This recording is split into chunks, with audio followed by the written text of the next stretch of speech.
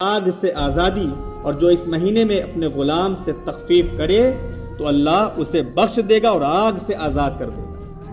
یہاں رحمتیں ہیں ان کے لیے جو اپنے ورکروں سے رمضان شریف میں کم کام لیں، کام ہی نہ لیں، استطاعت ہو تو کام ہی نہ لیں، اور اگر استطاعت نہیں ہے تو کم کام لیں، اور اگر کوئی تخفیف کی صورت بنتی ہے تو روزے کے ایام میں کام ہی نہ لیں، کسی اور ٹائم میں کام لے لیں۔ تو کیا اس کے لیے انعام ہے؟ اس کے لیے انعام یہ ہے کہ اللہ جو اس مہینے میں اپنے غلام سے تخفیف کرے، غلام نوکر سب اس زمرے میں آ رہے ہیں، جو اس مہینے میں غلام سے تخفیف کرے تو اللہ اسے بخش دے گا اور آگ سے آزاد کر دے گا۔ اتنا بڑا انعام ملے گا کس کو؟ جو اپنے نوکروں سے روزے کے احترام میں کام نہ لے۔ اور کام نہ لینے کا مطلب نہیں کہ سیلری بند کر دے، سیلری پوری دے، یہ مزہ ہے۔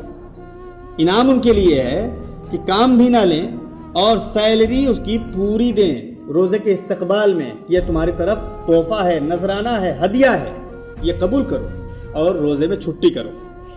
یا پھر چھٹی کی استطاعت نہیں بنتی ہے تو آدھے ٹائم کام لیں، یا کوئی ایسی صورت بنتی ہے کہ رات دن کے بجائے رات میں وہ کام لیں، سیلری اس کو پوری دیں، تو آپ کو انعام کیا ہے؟ اللہ تعالیٰ جہنم سے آزادی عطا فرما دے گا۔